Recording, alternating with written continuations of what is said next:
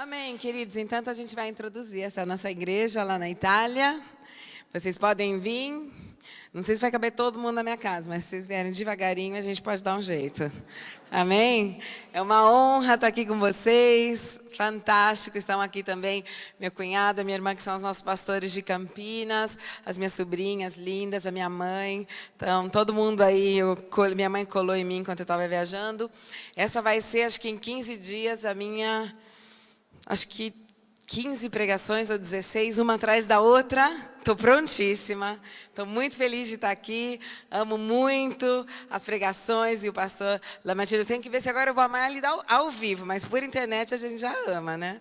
E glória a Deus pelo que o Senhor tem feito no Brasil, no mundo. Tá uma droga tudo isso, mas Jesus é maravilhoso. Amém? Diga para a pessoa que está do teu lado, Jesus é maravilhoso, vamos nessa. Eu vou só introduzir um pouquinho, muito rápido. Eu nasci no Brasil, nasci em Campinas, da onde a gente vem, né?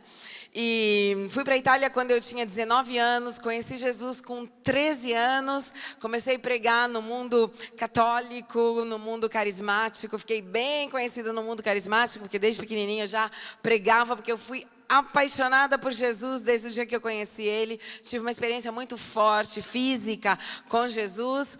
E aos 19 anos, eu fui para a Itália. Fui para a Itália em um modo até muito engraçado, porque eu fui dormir na casa de uma amiga.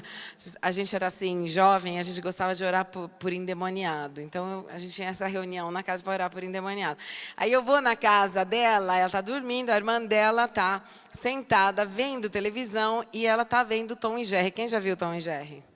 Tom e Jerry é de Deus. E daí, vendo Tom e Jerry estavam em Veneza. Olha Deus, as coisas de Deus. Você levanta uma manhã, Tom e Jerry estão em Veneza. Ela olha para mim e fala, vamos para Veneza? Vamos para a Itália? Agora, quando você tem 19 anos e alguém fala para você, vamos para a Lua? Você fala, vamos, né? Mochila nas costas. Já viu um jovem que você fala, vai viajar, ele vai falar, não quero? Eu falei, vamos para a China, para a Itália, para onde você quiser.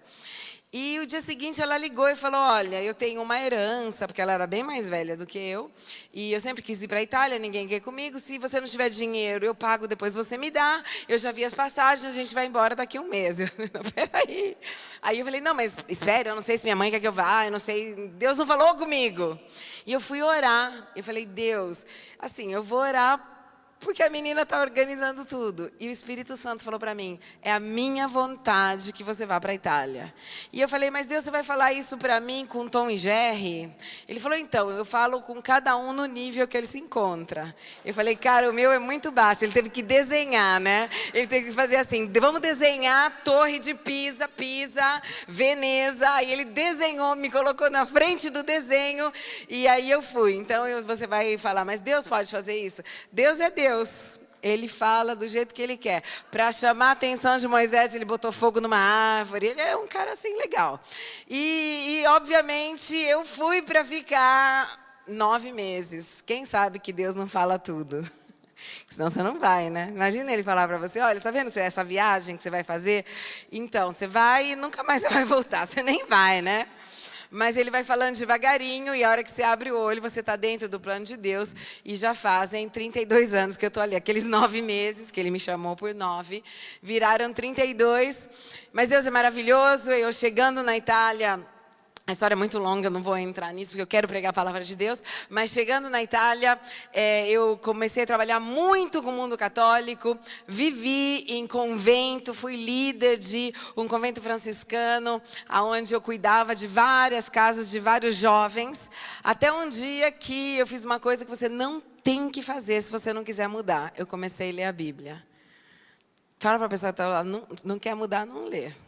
Porque o negócio é feroz. Quando você começa a ler. E eu comecei a ler e falei, meu Deus, eu quero viver isso. E eu comecei a ver muita coisa que estava incoerente. Eu falei, eu vivo aqui, mas a Bíblia diz assim. Fui falar com os meus responsáveis espirituais na época, meu pai espiritual. E graças a Deus, ele era um homem de Deus. Ele falou, eu não quero que você faça uma escolha por mim ou pela igreja. Segue o que o Senhor está colocando no teu coração. E, obviamente, eu acabei deixando o mundo católico, deixando a Itália, fui viver na Espanha com outro movimento que se chama Opus Dei, para ver se eu estava louca mesmo, e não estava. a Bíblia tem sempre razão. E aí, depois de viver em todo esse environment, esse ambiente, eu deixei o mundo católico e comecei a frequentar uma simples igreja evangélica. Gente, eu imaginava que todo evangélico era santo. Eu era jovem. Porque eu falei, bom, o povo católico, eles têm muitas estátuas, tal, eles são idólatras. Mas aí eu descobri que o povo evangélico também é. Só que ele é idólatra de gente que vive. Porque chega o pregador, não sei o quê. Ai, aquele cara vai pregar. Você já viu isso? Ali é uma estátua, aqui é uma pessoa. Mas o ser humano tem sempre essa ideia de querer idolatrar coisas e pessoas. E só ele tem que ser adorado, amém? Todo mundo é humano, todo mundo erra. Você talvez veja a gente aqui e fala, nossa, a gente também vai no banheiro, a gente faz tudo que você faz, tudo igualzinho. Né? Tranquilo, na boa. Só que Deus nos chamou para estar aqui, não porque nós somos melhores do que ninguém, mas é um chamado para que a gente seja papagaio de Deus. Você fala, o que é ocupar um púlpito? É o ministério do papagaio. Ele fala e se repete, ele fala e se repete. Mas é Ele que faz todas as coisas, amém? É Ele que vai ser glorificado, não o burrinho que leva Ele. Já viu todo mundo aplaudindo Jesus quando está entrando na cidade e o burrinho levantar? Ele faz cair Jesus, ele levanta. Então, glória a Deus. Aí o que acontece? Eu deixo o mundo católico, vou nessa igreja e um dia Deus fala comigo e eu estava andando por uma rua em Milão, na realidade. Eu lembro qual era a rua, mas eu tive uma experiência sobrenatural. Ele me tirou dali e começou a falar de um grande avivamento que ia ter na Itália e na Europa. E ele falou para mim, você vai ser uma das protagonistas desse avivamento. Hoje todo mundo crê, né? Porque hoje eu sou conhecida, mas eu não era. Eu tinha 25 anos. Ninguém sabia da minha existência, só Deus. E eu acreditei que Ele era capaz de usar pessoas vazias que Ele pudesse encher para fazer a coisa funcionar. E quando comecei, amém. E aí, quando eu comecei, eu não tinha ninguém que me seguia, obviamente. E eu evangelizei um menino numa piscina. A esposa dele tinha deixado ele fazer um tempo. Logicamente, ele queria me paquerar, né? Mas eu evangelizei e não me paquerou. E depois, uma outra moça que tinha se convertido nos Estados Unidos, cheia de problemas, me viu pregar uma noite e falou, eu quero que você fale de Jesus, me ajuda, seja como uma mãe espiritual para mim. Eu falei, vamos. E nós começamos, esses 3 jovens, um domingo de manhã. Olha coisa de Deus, mas você sabe que Deus gosta de louco, né? Você tem que ter uma certa loucura para seguir o Senhor. A loucura não aquela ruim, porque tem louco ruim, tem louco bom. Então, ele falou para a gente começar. Eu olhei esses 2 jovenzinhos, 23, 26, eu 25, falei para eles, então, nós vamos mudar o mundo, nós vamos mudar a história, tudo bem? Bem-vindo que você vai mudar a história das nações comigo. E a gente vai começar hoje, os 3 de pijama. Tanto que quando a nossa igreja faz aniversário, todas as nossas igrejas, todo mundo vai de pijama naquele dia. A gente chama de pijama gospel. Para lembrar que Deus pode usar 3 jovens vestidos de pijama um domingo de manhã para mudar a história das coisas. Basta a gente acreditar, porque não tem nada impossível para aquele que crê. Amém? E se a gente crê, Ele vai fazer, porque Ele é Deus, Ele é maravilhoso, Ele é bom, Ele é justo, Ele é grande. E aí, você imagina, a gente acreditou. Agora, eu morria de medo de ser louca. Porque você sabe que todo louco não sabe que ele é louco. Ele sempre acha que o louco é o outro, né? Tipo aquele cara que estava na estrada e ele ouve assim, atenção, atenção, tem um louco na estrada, na contramão. Ele ouve e fala, tá lotado. Quer dizer, ele sempre vai achar, o louco sempre vai achar que é o outro que é louco. Então, assim, os nossos primeiros cultos, você já deve ter ouvido falar de Davi na caverna de Adulão, com bandido. E aquilo era maravilhoso. Se eu tivesse uma caverna de Adulão, eu estava no céu. Eu tinha essa mocinha que tinha 1000 problemas, e se você falasse qualquer coisa para ela, ela ficava olhando reto, assim, não falava com ninguém. Hoje, graças a Deus, ela tem um ministério de cura interior maravilhoso, porque Deus restaura. Tinha esse mocinho da piscina, que pelo menos ele dava uma aplaudida de vez em quando, ele ria sempre. E tinha os nossos primeiros membros, uma senhora careca, que estava deprimida, e a amiga dela, que estava ficando deprimida de tanto frequentar a careca. Então, você imagina, assim, esse foi o nosso primeiro culto. Então, você imagina Deus que fala umas coisas gigantes para você. Ele fala, você vai conquistar o mundo, você vai falar para políticos, você vai falar na televisão, eu vou chamar o povo da televisão para vir na tua igreja, e vai acontecer não sei o quê, e vocês vão ser conhecidos. Daí você fala, nossa, e eu olho para eles, pego o meu violão com aquelas 3 músicas que eu sei até hoje, só sabia 3, era uma de adoração, uma mais ou menos e uma forte, né? E aí começa assim, nesse lugar a gente tinha alugado um pub, um lugar para jovem, porque a gente queria evangelizar jovem, e só tinha nós 3, não dava nem para ler a Bíblia de quanto era escuro o lugar. Aí eu tô ali falando, então se levantem, porque nós vamos começar essa revolução. E aí eu saí da fotografia. Quem já saiu da fotografia? Aí olhei eu lá, com uma assim, o outro, a outra sem cabelo e a amiga dela. E ali eu tive a revelação, eu falei, eu devo ser completamente doida. O negócio é forte, o negócio é poderoso. E eu lembro que eu fiz essa oração, eu falei, Senhor, se eu sou louca, não fica falando para os outros, fala para mim. Sabe que quando passa o louco, todo mundo fala, ih, chegou o louco. Eu falei, fala para mim, eu vou dar um jeito nisso. Mas quanto mais eu falava isso, mais o Senhor falava para mim, sou eu que estou fazendo tudo isso. Eu falei, então faz logo, que o negócio está grave.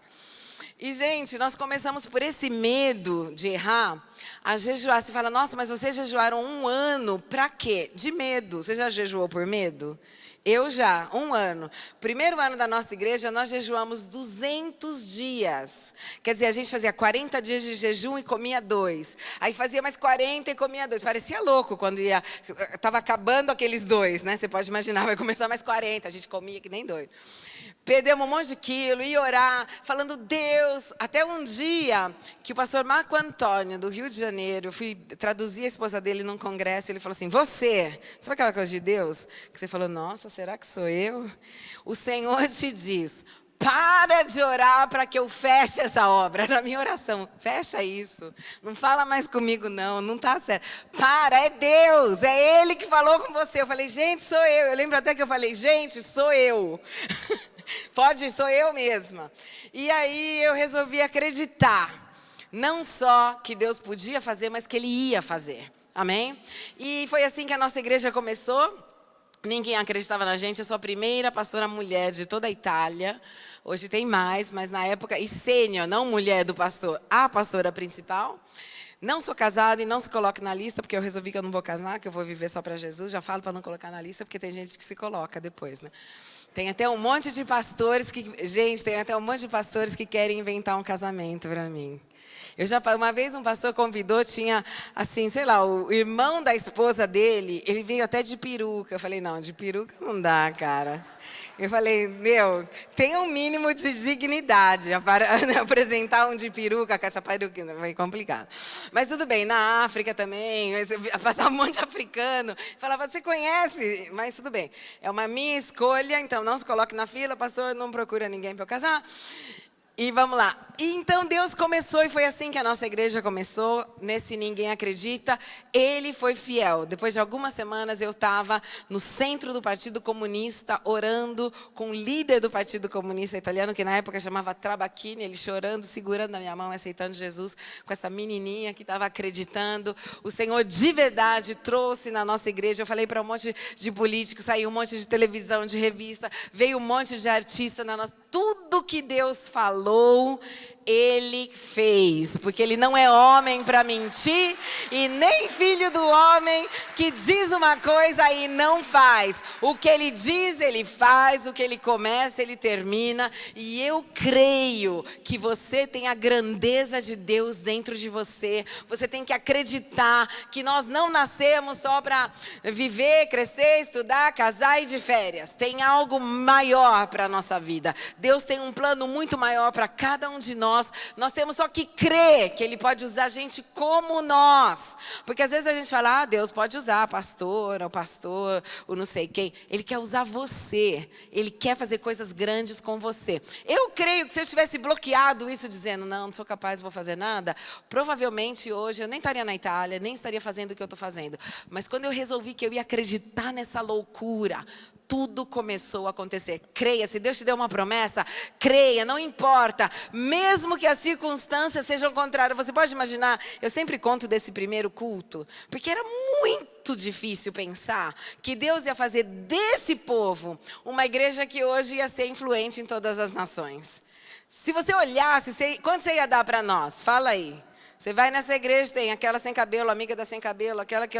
Você pega e fala assim, quanto você dava para nós? Fala. É inútil, eu sei que vocês já pensaram. Dava 0, dava -5. Mas Deus é Deus. Ele pega as coisas que não são e Ele transforma, porque Ele é o Senhor. Se nós fôssemos capazes, a glória ia ser nossa. Mas a gente não tem nada que a gente pode falar falando nós somos bons. Ele é maravilhoso, nós somos só instrumentos de um Deus maravilhoso. Amém? Hoje nós somos uma das maiores realidades ali na Europa, temos mais de 56 igrejas, estamos abrindo em vários lugares. Deus está usando, cremos muito na pregação do Evangelho. A gente não crê que a gente tem que ficar ganhando um monte de dinheiro, comprando um monte de... Tudo que a gente tem é para missões. Vamos pregar o Evangelho em qualquer lugar. Vamos viver com um mínimo e usar o resto para pregar o Evangelho. Tem muita gente no mundo inteiro que está precisando de Jesus, mas muito. E nós temos que participar a tudo isso. Amém? Então, essa é mais ou menos a história. Obviamente, eu fui boa, hein? Contei 32 anos em alguns minutos. Mas eu quero entrar na palavra de Deus com você hoje. Amém? Você está pronto? Perfeito. Abra a tua Bíblia comigo em 1 de Pedro, no capítulo 1, do versículo 1 ao 12. E nós vamos entrar na palavra de Deus. Pedro, apóstolo de Jesus Cristo, aos eleitos que são forasteiros da dispersão no Ponto, na Galácia, na Capadócia, na Ásia, na Bitínia, eleitos segundo a presciência de Deus Pai, em santificação do Espírito, para a obediência e a aspersão do sangue de Jesus Cristo, graça e paz vos sejam multiplicados. Bendito Deus e Pai do nosso Senhor Jesus Cristo, que, segundo a sua misericórdia, nos regenerou para uma viva esperança, mediante a ressurreição de Jesus Cristo dentre os mortos, para uma herança incorruptível, diga comigo, incorruptível, sem mácula, imarcessível, reservada nos céus para vós outros que sois guardados pelo poder de Deus mediante a fé, para a salvação preparada a revelar-se no último tempo. Nisso exultais. Diga comigo, nisso exultais. Bom, aqui nós estamos na primeira carta de Pedro. Não sei se você sabe, mas foi a primeira carta a ser aceita no cânone da Bíblia pelo modo como ela é escrita. Ela é escrita em um grego perfeito, maravilhoso, com um conteúdo maravilhoso. Obviamente não foi escrita pela mão direta de Pedro, mas é uma carta que todo mundo crê, ninguém tem dúvida que seja a carta de verdade escrita por Pedro. A quem ele está escrevendo? Assim, ele não está dando uma direção a como Paulo fazia, sei lá, para os romanos ou para os coríntios. Ele está falando para um grupo de pessoas. E quem são? São os forasteiros da dispersão. Diga comigo, forasteiros da dispersão. E aqui ele fala, gente que está no Ponto, na Galácia, na Capadócia, na Ásia, na Bitínia, eleito segundo a presciência de Deus Pai em santificação, etc. Ele está falando para aquele povo que depois que começou a perseguição em todo o Império Romano, você sabe que depois que queimaram Roma, deram a culpa para os cristãos, porque aonde eles moravam não pegou fogo. Eu creio que foi Deus que protegeu. Eles achavam que foi uma estratégia deles. A gente sabe que não foram os cristãos, foi Nero que era louco, etc. Mas começou a ter uma grande perseguição e o povo teve que fugir. Então Pedro está falando para esse povo que fugiu. para esse povo que teve que ir embora da casa deles. Eles tiveram que morar em outros lugares. E nesse momento, o que ele está falando? Ele está mostrando para eles, talvez eles tivessem, sei lá, tido uma casa, passado a vida inteira para construir uma coisinha deles. Como acontece hoje, imagina tudo que você construiu, você tem que ir embora. E ele está falando, gente, a coisa mais importante para vocês que tiveram que ir embora, que estão vivendo em uma cidade que não é de vocês por causa da perseguição, é que vocês têm uma herança incorruptível. Eles podem pegar a tua casa, podem te perseguir, mas o que você tem em Cristo, ninguém vai poder matar nunca, porque o Espírito de Deus vai ficar dentro de nós. Seja que você tenha uma casa, que você não tenha, isso ninguém vai poder roubar. Amém? E ele começa a falar, olha, é uma herança sem mancha. É uma herança que ninguém vai poder tirar de você, e é nisso que você tem que se alegrar. O que quer dizer? Jesus morreu por você. Ele te ama. Ele é o Rei dos Reis. Ele é o Senhor dos Senhores. Essa tem que ser a tua alegria. Não que você perdeu. Não que você deixou para trás. Você sabe até quando você pega o avião, o que eles falam? Se por um acaso tiver uma maragem, quer dizer, foi o avião cair na água, aconteceu alguma coisa, não leve nenhum pertence. Como se precisasse dizer, não, peraí, olha, eu quero pegar o meu iPhone agora, que o mundo está acabando. E é isso, então eles perderam muito. E Pedro está querendo edificar a fé deles. E está dizendo, gente, a coisa mais importante é Deus. Isso ninguém vai poder tirar de você. E eu não sei se você sabe, mas os primeiros cristãos, eles acreditavam de verdade que o céu era muito melhor que viver aqui na terra. Se você já foi para Roma, vendo as catacumbas, em Roma tem 104 catacumbas, 4 dessas catacumbas são visitadas, são abertas, que são cemitérios. Eram lugares onde eles escavavam para pegar pedra para as construções, que viravam cemitérios. E os cristãos iam lá, 14 graus no verão e 14 graus no inverno, muito úmido. Uma criança, era muito fácil que ficasse doente lá dentro. E esse povo que acabou indo para lá, era um povo que estava num momento de dificuldade.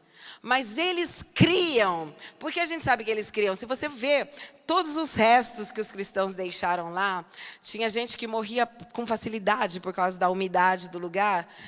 Você não encontra nem um testemunho de lamento. Não é estranho isso? Não tem uma pessoa que está falando, que droga, porque que eu dei minha vida para Jesus, agora eu vou morrer. Não tem um testemunho, tem só louvor. Porque eles acreditavam que morrer era uma glória. Porque morrer você ia para Deus. Tem uma frase do Steve Jobs, que ele não era cristão, mas a frase era boa, que ele falava, todo mundo quer ir para o céu. Quem quer ir para o céu aqui? Mas ele continuava, mas ninguém quer morrer para ir. Então a gente fala do céu dizendo, o céu é maravilhoso, Deus é maravilhoso, Jesus é maravilhoso, viver com Jesus para sempre é maravilhoso. Aí quando chega o momento de morrer, a gente pensa, ai meu Deus! Mas não era maravilhoso? Era maravilhoso, mas eu não quero ir. Então quer dizer, você não crê que é maravilhoso, você é um crente que não crê. Então para eles, morrer era uma coisa maravilhosa, era um prêmio, viver com Deus para sempre. Por isso que você não vai encontrar gente se lamentando. Porque a vida não tinha toda essa importância que nós estamos dando. A fé tinha mais importância do que a vida. E que em nome de Jesus, a última geração que vai viver sobre a terra, que talvez não vai ser a maioria dos cristãos que vão estar nessa seriedade, eu creio, pessoalmente, que vai ser com o mesmo coração da primeira. Eu creio que Deus está levantando uma geração onde Ele é mais importante do que qualquer coisa. Jesus falou lá em Mateus 6, Ele falou, olha, quem fica preocupado com o que eu vou comer, beber, onde eu vou morar, são os pagãos, os ímpios. Quer dizer, gente que não conhece a Deus. Porque a Bíblia diz que antes que saia da tua boca a tua pergunta, Deus já sabe o que você vai pedir. Senhor, eu queria pedir para tua esposa? Eu queria um trabalho novo? Deus fala, como é que você fala? Eu sou Deus, eu sei tudo. Antes que você abra a boca, Jesus fala, busque o reino dos céus, antes de tudo. E Ele mesmo diz, o reino dos céus está no meio de vocês. Eu sou o reino dos céus. E o resto vai chegar. Salmo 37:4, deleita-te no Senhor, encontra o teu prazer em Deus. E tudo que você precisar. Quer dizer, se você ficar pensando em coisas, você não vai ter nada. Mas se você ficar pensando no Senhor, você vai ter todas as coisas. E isso é maravilhoso. Porque Ele é Deus. Amém? Então, quando você vê esse encorajamento, ele está falando, gente, é nisso que vocês têm que exultar. Exultar é mais do que se alegrar. Por exemplo, no Brasil quase todo mundo gosta de futebol, né? Tipo, quando o Brasil faz um gol, tá assim, na final, você se alegra ou você exulta? Alegrar é tipo, que legal, Brasil. Mas exultar é tipo ficar louco, subir em cima da cadeira, abraçar o irmão. Sabe quando a gente faz essas coisas? Pula na cama, se joga no chão. Ele está falando isso, ele está falando, gente, você tem que exultar. Porque ele morreu por você, ele te ama, ele é teu. Então grita, pula, faz o que você quiser, mas exulta, porque o Senhor é rei. Aí, é isso aí, é assim que se exulta. Glorifica. Agora eu estou gostando de vocês estão ficando mais legal agora, tá indo bom. E daí ele fala, nisso exultais, embora, continua a ler comigo, embora no presente, por breve tempo, diga comigo, por breve tempo. Se necessário, sejais contristados por várias provações, para que uma vez confirmado o valor da vossa fé, porque é por isso que serve a provação, para confirmar que você é crente. Muito mais preciosa do que ouro perecível, mesmo apurado no fogo, redunde em louvor, glória e honra na revelação de Jesus Cristo, a quem, não havendo visto, amais, no qual, não vendo agora, não crendo, exultais com alegria indizível e cheia de glória, obtendo o fim da vossa fé. Qual é o fim da vossa fé? A salvação da vossa alma. Foi a respeito dessa salvação que os profetas indagaram, inquiriram, os quais profetizaram acerca da graça, a vós outros destinada, investigando atentamente qual a ocasião ou quais as circunstâncias oportunas indicadas pelo Espírito de Cristo que neles estava, ao dar de antemão testemunho sobre os sofrimentos referentes a Cristo e sobre as glórias que o seguiam. A eles foi revelado que não para si mesmo, mas para vós outros ministravam as coisas que agora vos foram anunciadas por aqueles que pelo Espírito Santo enviado do céu vos pregaram o evangelho, coisas essas que os anjos anelam para escutar. O que ele está dizendo? Ele está dizendo, gente, o que vocês têm, os profetas sonharam, os profetas morreram antecipando os sofrimentos de Cristo. Elias, Moisés, Jeremias, Ezequiel, Daniel, o rei Davi, todos eles viveram sonhando com esse momento. Diz, os anjos, até eles, desejavam entender o plano maravilhoso de Deus. E isso está acontecendo agora, no tempo de cada um de nós. E ele está falando, gente, é por isso que vocês têm que se alegrar. Esse povo morreu e não teve experiência com Jesus. Esse povo viveu com o sonho de ver a manifestação do Messias. Nós vivemos em uma época onde tivemos a manifestação do Messias. Eles sonharam com isso. Eles viveram fiéis sonhando o que não viram. Nós vimos, nós tocamos, nós conhecemos, nós amamos, nós estamos vivendo o sonho dos profetas e o desejo dos anjos. Então você tem que exultar, você tem que falar, que privilégio, eu posso conhecer o Senhor. Que privilégio, eu tenho a Bíblia na minha casa, no meu telefone, no meu iPad. Eu tenho pregações maravilhosas, eu tenho tanta coisa e por enquanto é tudo livre. Amém? Eu fui várias vezes, muito por enquanto, eu fui várias vezes para a China. Uma das vezes me tocou particularmente. Quando nós pegamos esse trem, a gente estava levando Bíblia escondido, parecia assim, um cavalo, de quanto peso, 40 quilos de Bíblia em cima da gente. A minha irmã também foi uma vez. A gente passava a fronteira escondido, fazendo de conta que era a nossa mochila. E enchemos várias coisas de Bíblia. E estávamos falando com um moço e descobrimos que ele era crente no trem. E ele, ao pedido dele, posso pedir uma coisa? Pode. Posso ver a Bíblia? Pode ver a Bíblia. Ele falou, aonde eu moro, a gente tem umas 2, 3 Bíblias e a gente passa para todo mundo e eles copiam o evangelho à mão para ler. Copiam. E ele falou, eu nunca vi. Quando a gente abriu, ele começou a chorar, emocionado, falando, eu nunca vi tanta Bíblia. Que coisa maravilhosa, que coisa linda. E eu aquela noite fiquei pensando, falei, Deus, a gente tem tudo. E nós não estamos exultando, dando o valor necessário com gente que está desejando, que está escrevendo de noite para ler a Bíblia. A gente fala, não sei se eu vou ler não. Hoje estou com vontade. Nós temos que entender que graça maravilhosa nós vivemos. E que por enquanto ainda é livre. Mas e se? E se com toda essa bagunça que não tem só no Brasil, que está no mundo inteiro, o mundo está bagunçado. Eu viajo o mundo inteiro, está bagunçado. Essa bagunça que está no Brasil está em todo lugar. Então você imagina... E se de verdade começa essa perseguição, que você tem que deixar hoje tudo que você tem, que você conquistou, aquele carro que você passou a vida inteira para pagar o carro. Queridos, nós temos que chegar a um momento da nossa vida onde carro é uma coisa que te leva do ponto A ao ponto B. Vive com o mínimo e todo o resto investe no reino de Deus. Jesus está voltando. A casa é um lugar onde você vai para dormir. Acabou. Vamos parar de dar valor porque não tem. Amém? Vamos começar a dar valor para o que verdadeiramente conta, o que você pode deixar nos teus filhos, o que você pode investir nas nações, é Cristo, e Cristo em nós é a esperança de glória. Se tem uma herança que você pode deixar, deixe Jesus na vida das pessoas. Amém? Porque a vida melhor, mais gostosa, mais linda, mais fantástica. Eu sei que você pode falar, mas tem gente chata na igreja também, viu? Tem uns negócios na igreja, a gente tem. Tem uns pastores, tem, eu sei que tem. Tem, e Jesus falou que vai ficar até o fim dos tempos. Só no fim dos tempos vai ter uma colheita. E eu não sei se você sabe por que ele falou do fim dos tempos.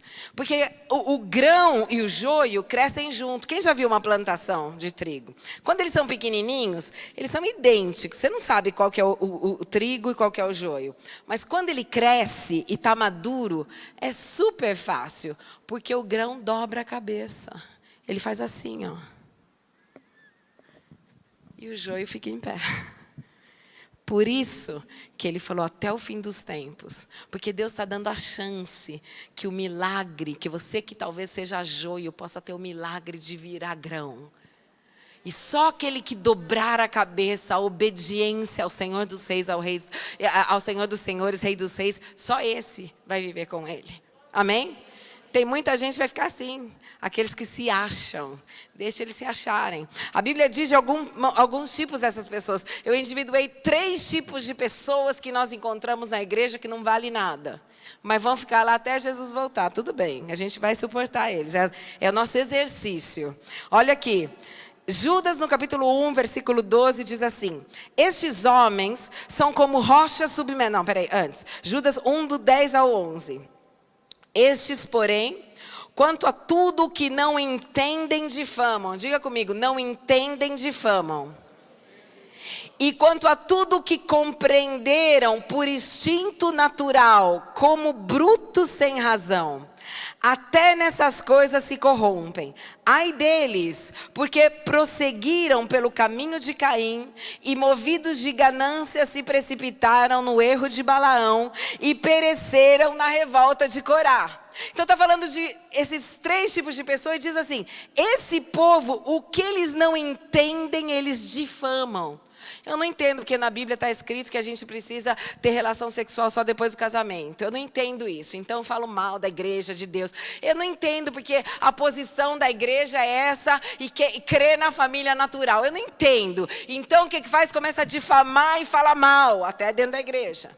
Depois tem aquela outra categoria que está sempre no meio desses 3 que faz assim. Tem outros que compreendem por instinto natural. São aqueles crentes que falam, o pastor fala, olha, a Bíblia diz isso, mas eu não sinto isso. Como você não sente? Não, eu não sinto. Eu sei que está escrito, mas eu não sinto. Eu sinto que é diferente. Isso chama cristão emotivo. Ele sente. Ele, entendeu? Ele vem na igreja, ele sente a presença de Deus. Ai, Jesus! Ai, me pede o que você quiser. Tudo eu te dou. Ele fala, tá bom, então deixa aquela mulher que não tem nada a ver com você. Você não é nem casado, ela é mulher de um outro. Não, isso eu não sinto. Eu não estou sentindo. Então tem aquele lá que não sente, ele não sente nunca. Agora, quando ele sente, ele é cristão. Se ele acorda que ele não sente, ele é fluido. Ele sente um dia que ele é cristão, outro dia ele não sente. Querido, se a gente vivesse por sentimentos... Por exemplo, quem é casado aqui? Quem todo dia amou como no primeiro dia, sem pensar nunca mal, sem brigar nunca a própria esposa ou o próprio marido. Tem um mentiroso aqui no meio de nós? Não tem dia que se olha e fala, quem que é essa coisa que está do meu lado? Por que eu casei com esse negócio? E tem outros dias que você acorda cantando Only You. Que você está naquela vibe de, né, que legal, meu marido, minha esposa. E no outro dia você quer jogar para fora da janela. Mas você não deixa essa pessoa, porque você não vive por sentimentos. Você vive por uma aliança que você fez com aquela pessoa. É a mesma coisa, tem gente que fala, ai, eu não vou mais na igreja porque eu não sinto. Você não tem que sentir, você tem que acreditar. Não tem nenhuma parte da Bíblia onde fala, ai, sinta o Senhor.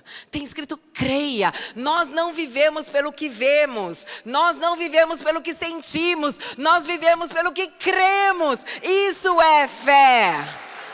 Às vezes você não vai sentir nada. Ai, pastora, mas toda vez que você ora, você está assim no paraíso, você vê o terceiro céu. Não, gente, tem vezes que eu oro e não vejo nenhum céu. Imagina o terceiro. Tem vezes que eu leio a Bíblia e falo, já sei tudo. E tem outras vezes onde eu falo, meu Deus, isso é o meu sentimento, mas eu não paro de acreditar. Se eu tivesse parado de acreditar, eu não estava aqui. Porque eu tive todos os motivos do mundo para não acreditar. Amém? Mas se eu vivo pelo que eu vejo, eu deixo. Se eu vivo pelo que eu sinto, ai, eu sinto que aquelas pessoas não me amam. Você não tem que sentir nada, você tem que crer. Crer em Deus e acabou.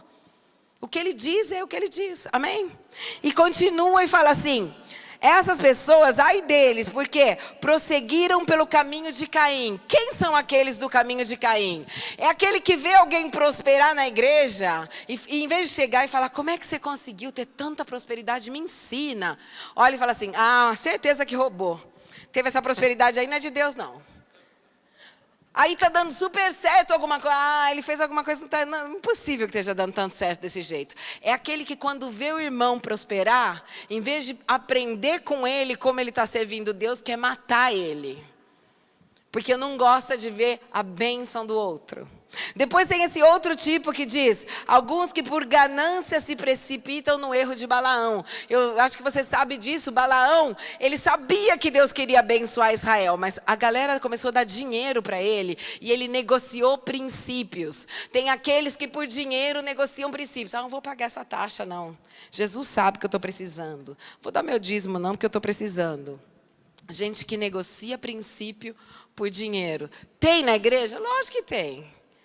Mas Deus diz, ai deles. E depois fala de uma outra categoria, fala assim, e outros que perseveram, que pereceram na revolta de Corá. Corá era aquele cara na época de Moisés, que ele dava uma risadinha na frente de Moisés, e aquele que se levanta sempre contra o próprio líder, não na frente dele falando, olha, vamos conversar, né? Vamos confrontar, não, por trás. É aquele que sempre ouve alguma coisa e nunca está de acordo e fica criando as panelinhas de rebelião. A gente sabe que o chão abriu para que ele entrasse dentro, porque Deus continua sendo Deus. Mas todo esse povo vai estar, né? É chato sim. Mas você não vai ficar com o teu olho nele. Em Tessalonicenses, eu não lembro como que diz em português, né? Mas eu lembro em italiano, diz ciascuno faccia i fatti propri, que é cada um faça, cada um pense na própria vida. Entendeu? Olha para o teu amigo e fala, pensa na tua vida que na minha penso eu. Finalmente eu posso falar para você. Talvez você esteja do lado daquele que você não via a hora de falar, estou te dando aquela chance hoje. Né? Fala, pensa na tua vida. Ai Deus, mas e daí essa pessoa, ela faz isso e ela é abençoada? Não é um teu problema. Você lembra quando Deus contou, Ele revelou para Pedro como que Pedro ia morrer? E Pedro, o que ele falou? Tá, mas e João? Como para falar, eu vou morrer desse jeito. E João, como é que ele vai morrer? E o que Jesus falou? Não é um teu problema. O que eu vou fazer com o João não é o teu problema. Então se aquele vai crescer ou não vai crescer, não é o teu problema. O teu problema é você. Amém? Para de ficar olhando para o jardim do outro. Ai, mas ali nasceu uma flor. Talvez o teu ministério não seja nascer flor. Seja fazer outra coisa. Amém? Pense no Senhor. Põe os olhos fixos em Jesus, que é o autor da nossa fé. Olha o que a Bíblia diz aqui em Judas, no capítulo 1, versículo 12 e 13, diz assim: estes homens são como rochas submersas, está ali escondido, gente dura. Em vossas festas de fraternidade, banqueteando-se juntos sem qualquer... É gente que vem para comer, praticamente, em poucas palavras. Pastores que a si mesmos se apacentam, nuvens sem água. Se tem uma coisa que não serve para nada, é nuvens sem água. Impelidos pelos ventos, árvores em plena estação de frutos, destes providos. Gente que tem um potencial enorme, mas nunca dá fruto. Duplamente mortos, porque morto no espírito vai morrer para sempre. Desarraigados, ondas bravias do mar, que espumam as suas próprias sujidades. Estrelas errantes, para as quais tem sido guardada a negridão das trevas para sempre. Nós não fomos criados em Cristo para fazer o mal. Talvez você fez o mal, você fez um monte de besteira antes de Cristo. Mas a partir do momento que você está em Cristo, dentro de você tem um plano de boas obras. Aqui na Bíblia diz em Efésios 2, no capítulo 2, versículo 8 e 10, diz assim: porque pela graça sois salvos mediante a fé. E isso não vem de vós, é dom de Deus, não de obras, para que ninguém se glorie. Pois somos feitura dele. Essa palavra em grego, feitura dele, é poema. O que quer dizer? O que te lembra essa palavra? Quando eu digo poema, poesia. Você é a poesia de Deus. Ele escreveu sentimentos maravilhosos dentro de você. Ele escreveu palavras maravilhosas que você vai dar para as pessoas quando você evangelizar. Ele escreveu a tua educação. E não antes de Cristo, porque aqui diz assim, olha, somos feitura dele, criados em Cristo Jesus. Está falando do novo nascimento. Essa poesia nasce quando você conhece a Cristo. Antes era uma droga, um livro sujo, um livro pornográfico, um livro de pecado. Mas quando você conheceu Jesus, Ele recriou você e fez de você uma poesia para o mundo. Uma coisa maravilhosa para o mundo. E continua dizendo, e faz assim: criados em Cristo Jesus para boas obras, as quais Deus de antemão preparou para que andássemos nelas. Quer dizer, quando você conheceu Jesus, Ele te deu um pacote de boas obras. Quem vai fazer boas obras nas missões, quem vai fazer boas obras cuidando de pessoas, quem vai evangelizar fazendo boas obras, quem vai testemunhar, quem vai servir, eu não sei qual vai ser a tua boa obra, mas você foi criado em Cristo para o bem. Você quer saber se tem um crente ali do teu lado? É uma pessoa que tudo que ela faz sai coisas boas. Porque ela é a poesia de Deus, feita para fazer bondade, feita para fazer obras. Obras, a palavra obra quer dizer coisa prática. Não está falando de espiritualidade só. Está falando que você, tudo que você faz, aonde você se move, tem a bondade de Deus que manifesta. Amém? Esses somos nós. Essa é a igreja de Cristo. Eu sei que daí você vai falar, eu sei, é tudo lindo, parece lindo, mas às vezes é tão difícil. Às vezes você toma umas pauladas. Quem já tomou paulada da vida? É difícil. Você pega e fala, você fala tudo isso, parece tudo lindo, mas eu fui violentado, mas meu marido me deixou, mas eu perdi não sei quem no Covid, mas eu perdi meu trabalho, mas que difícil, eu tomei tanta paulada e eu não estou mais com os meus filhos, e tá tão difícil. Tem uma passagem da Bíblia que muitos anos atrás mudou a minha concepção das coisas, que eu quero que você leia comigo. Em Juízes 20, no versículo 16, diz assim, aqui está falando de um momento de guerra, onde Benjamim pisou na bola, fez um monte de coisa errada, e todas as tribos de Israel se levantaram para lutar contra Benjamim. E Benjamim armou 27 mil homens. Em meio a esses homens, eu não vou falar da batalha, tinha um povo escolhido por Deus. E olha o que diz aqui, entre todo esse povo, havia 700 homens escolhidos, canhotos, os quais atiravam com uma funda, uma pedra num cabelo e não erravam. Quem é canhoto aqui? Levante a mão. Olha em volta. 9% da população mundial é canhota. Só 9%. Era impossível que ele tivesse 700 canhotos todos juntos dentro de um exército. Impossível. Não tinha jeito de ter 700 canhotos no mesmo exército. Fazendo a comparação de quantos homens eles tinham. Não tinha. Então aí você vai falar, então quem eram? E falavam, homens escolhidos. Aí você vai estudar e você vê White, que era um famoso escritor do Gales, um teólogo. E no Brasil vocês têm também uma tradução desse livro do Dr. Russell Norman Chaplin, que é a interpretação do Antigo Testamento. Eles dizem, esses homens não nasceram canhotos. Eles foram transformados em canhotos, porque alguém machucou o braço direito, alguém cortou o braço direito na guerra, alguém matou, alguém cortou, ou talvez tivesse o braço, mas ficou seco, porque eles perderam o uso do braço direito na guerra. Mas aqui diz que esses homens escolhidos, além deles terem sido canhotos, eles atiravam com uma funda, uma pedra num cabelo e não erravam. Eu fui estudar como é que era o treino lá da funda. A distância era meio campo de futebol, onde eles colocavam o cabelo ou de um camelo ou de um cavalo. Meio campo de futebol, eu nem vejo o cabelo. E eles colocavam no meio de 2 gravetinhos ou de 2 pedras. E eles faziam assim, e não erravam uma. Agora, quem usa a mão direita, sabe que se você pega uma bola e você faz assim, quase com certeza você vai na direção certa. Aí você vai fazer a mesma coisa com a esquerda. Você fala, eu vou jogar ali no moço da câmera. Aí vai parar lá, porque o braço não funciona. E quem é canhoto faz a mesma coisa. Faz assim e joga, vai fazer com a mão direita, joga na planta. E quebra, e daí vai ser coisa, vai ficar mal.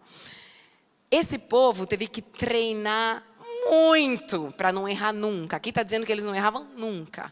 Quer dizer, dias e dias treinando o que sobrou, treinando o braço que sobrou, treinando aquele braço que sobrou. E eu quero dizer para você, aí está a tua escolha. No exército de Israel, quando alguém era ferido, ele podia escolher voltar para casa, era muito difícil, tinha deserto, ou ficar lá e fazer uma outra coisa. Esse é o povo que escolheu ficar no exército e falou, eu não tenho o braço direito, mas eu vou treinar tanto o esquerdo que ele vai ficar melhor do que o direito. Talvez morreu aquela pessoa da tua família que você fala, era o meu braço direito. Bom, agora você está aqui, treina o esquerdo, para que no esquerdo você consiga vencer. Talvez alguém abusou de você sexualmente, você fala, eu perdi parte de mim. Talvez você não tenha o braço direito. Treina com todo o teu coração o que sobrou para glorificar a Deus, porque Ele é o Deus que transforma todas as coisas. Treina a tua dor, treina o teu luto, treina tudo que sobrou, para que a glória de Deus se manifeste. Quando tinha uma guerra, eles chamavam esse povo, falando, eles não erram, são homens escolhidos, treinados. Deixa o Senhor treinar o braço que funciona. Não importa o que você perdeu ou como foi. Você fala, não importa, eu sei que é difícil. Mas creia que Deus pode transformar isso. Nós traduzimos, até acho que tem já em português, esse livro de uma moça da nossa igreja, que quando ela era bem jovem, eles levaram ela num galpão e um monte de gente violentou ela. E ela escreveu esse livro que fala abusada e curada. Porque ela resolveu treinar a dor dela para hoje poder ir em todos os lugares falando que Jesus Cristo pode curar uma coisa absurda dessa, uma loucura dessa, que só Cristo pode fazer isso. Amém? Nós conhecemos também um pastor das Filipinas, muito amigo nosso, o pastor Peter Tantil, uma das maiores igrejas das Filipinas. Eles estavam na igreja, não estavam fazendo, na igreja. Eles voltaram e mais de 12 homens estavam violentando a filha adolescente dele. O que você ia falar? Deus, eu estava na igreja, Deus não existe. Ele falou, nós chegamos para a nossa filha e falamos, filha, você tem que perdoar. Ela falou, pai, eu não sei fazer isso.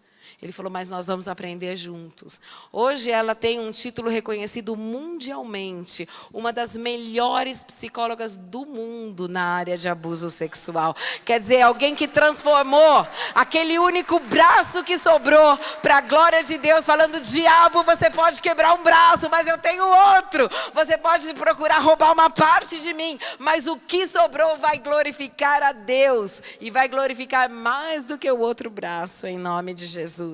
Amém? Você pode também falar, eu sei, mas às vezes a gente faz tanto, até para o Senhor, e a gente fica cansado. Quem já ficou cansado, falou, eu estou cansado de orar, eu fiquei cansado de esperar isso, cansado de fazer isso. Ali também o Senhor vai estar com você. Sansão teve um momento onde, com uma cabeça de jumento, ele matou 1000 homens. Ficou cansado, guerreou. Sabe quando você guerreia? Que você está lá na guerra mesmo, que tem aquela pressão espiritual. Tem alguns momentos muito difíceis da nossa vida. E ele sentou e falou assim, cara, Deus, não aguento mais. E a Bíblia diz que Deus, ali em Juízes 15:19, quebrou uma rocha e dali saiu água para que ele pudesse beber. E ele chamou aquela fonte Encoré, a fonte do que clama. Todas as vezes que você falar, Senhor, eu necessito de ajuda, Ele vai levantar alguém para te dar água. Ele vai criar uma situação. Ele vai abrir uma rocha. Se não, ele abriu uma rocha porque não tinha gente. Se tivesse, provavelmente ele ia usar alguém para poder, uma pregação, alguma coisa, para levantar você. Porque Deus tem planos maravilhosos. Ele quer o teu bem e não o teu mal. E tudo concorre ao bem daqueles que amam a Deus. Tudo. Pode acontecer uma coisa terrível, Ele vai transformar em bênção, porque Ele te ama profundamente. A Bíblia é cheia de histórias, de gente que por amor a Deus fez de tudo.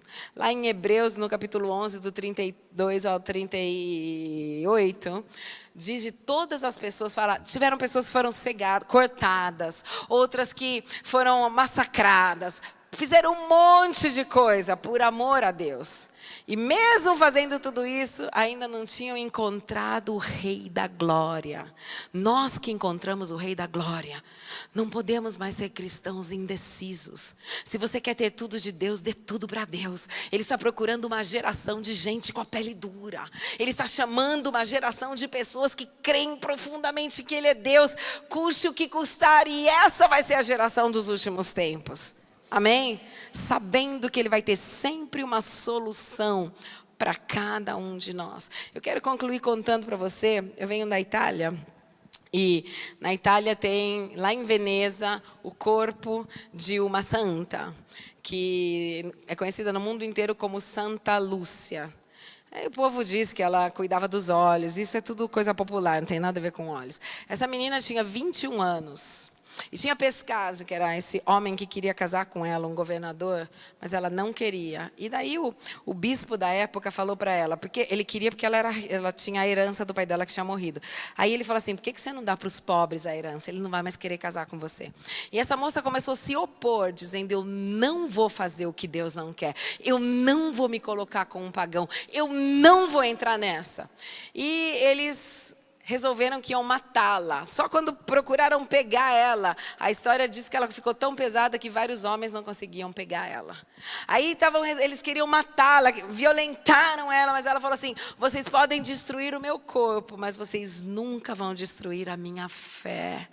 E essa moça, no final, cortaram a cabeça dela. Ela morreu com 21 anos lá na Itália, porque ela tinha decidido que Deus era mais importante e ela não negociava princípios. A história da igreja é cheia de gente assim, 18 anos, 20. Cheia de gente que falava, o meu Deus é maior do que tudo, não é negociável a minha fé. Amém? Que a tua também não seja, que o conselho de Pedro fique no teu coração. A coisa mais importante que nós temos, ninguém vai poder roubar, que é a nossa fé. Preserve a tua fé, preserve o teu tempo com Deus, preserve o teu tempo com a palavra de Deus. Ele vai te honrar, porque não tem nada melhor do que a vida com Cristo. Não estou falando de uma religião. Estou falando de uma relação. Jesus não veio pregar religião, Ele veio pregar essa relação gostosa, onde Ele é teu pai, onde Ele fala com você, onde tudo acontece. Amém? Eu quero pedir para você se levantar, eu quero orar com você.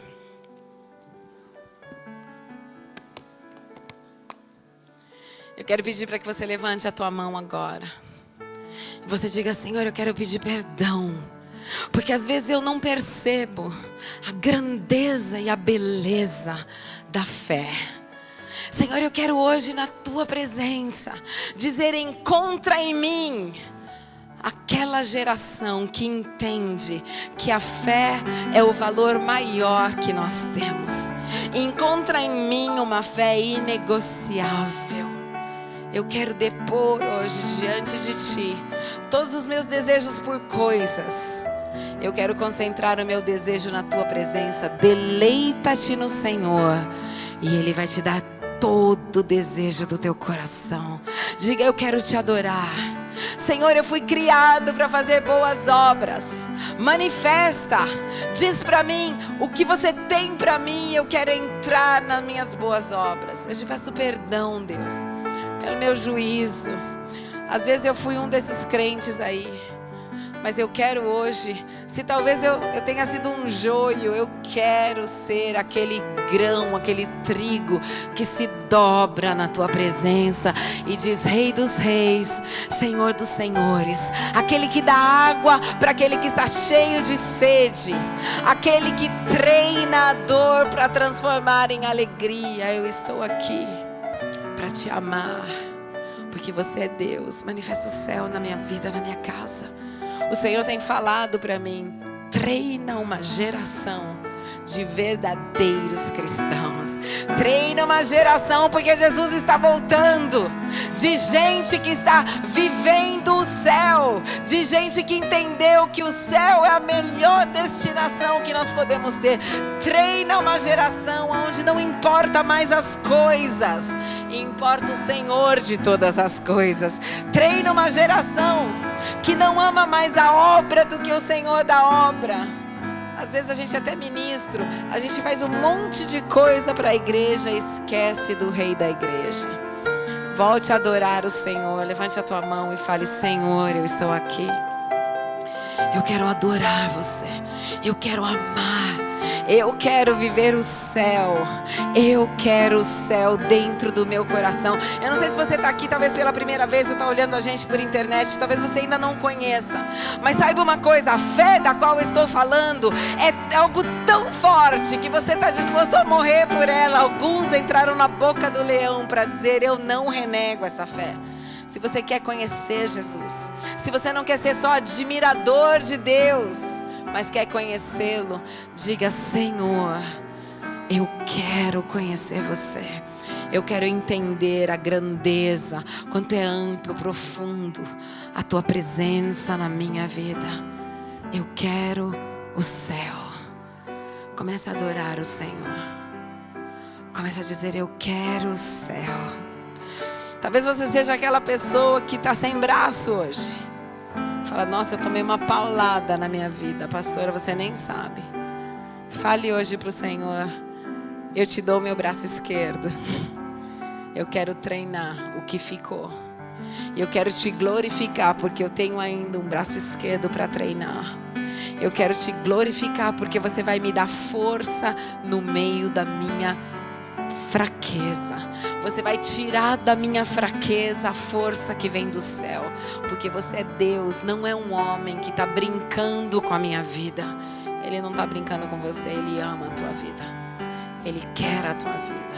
Senhor, que Você derrame hoje sobre a Yas Church, sobre todas as pessoas que estão nos ouvindo nesse momento, a paixão pelo Evangelho e a certeza, a revelação de quanto é muito mais importante o Senhor de todas as coisas que todas as coisas. Pare de brigar, pare de ser orgulhoso, pare de falar: isso eu não faço. Se dobre ao Senhor, seja aquele trigo que dobra a cabeça e diz: Rei dos reis, o Teu desejo é uma ordem. Eu estou aqui para Te servir e para Te amar, porque Você é Deus. Eu creio nisso. Amém? Eu quero te dizer uma coisa. Orando por essa igreja, tendo o privilégio, e agradeço mais uma vez o apóstolo por esse privilégio. Eu tenho a certeza, e eu quero liberar essa palavra sobre a vida do apóstolo Lamartine, mas sobre vocês. Deus continuava a falar para mim que esse é um tempo de grande expansão. O Senhor falava para mim que Ele vai levar esse homem com a família dele, vocês como igreja, a plantar tantas igrejas, e ele falava assim: se prepare para viajar muito, muito, mas para viajar muito, porque Deus está acelerando todas as coisas. Não é só para plantar a igreja, é pela palavra que vocês carregam. E eu vi essa velocidade, mas vai ter adiante tantas nações. Eu sei que já começou, e o Senhor vai usar a tua vida. Ele está preparando você também. Ele não preparou só o apóstolo, Ele está preparando você. Por isso, seja sério com Deus para que Ele possa te mandar. Seja sério com Deus para que você possa ser aquela pessoa que vai abrir no outro bairro, e no outro bairro, e no outro bairro. Que vocês encham São Paulo de gente séria, que vocês encham o Brasil de gente séria e as nações. Por isso Deus me mandou hoje aqui para dizer isso para você. Eu estou procurando pessoas que eu posso contar sobre elas. Gente disposta a deixar tudo e a fazer qualquer coisa para que a minha glória seja conhecida. E eu quero perguntar para você: você vai ser essa pessoa? Jesus vai poder contar com você para isso? Porque está chegando um tempo de grande expansão. E eu quero deixar essa palavra aqui, porque eu creio que vem do céu. Que Deus continue a te abençoar, que a graça dele esteja sobre você, e que você seja um crente radical. Eu pensava que ser radical era ser... Aí eu fui ler. Radical vem da palavra raiz.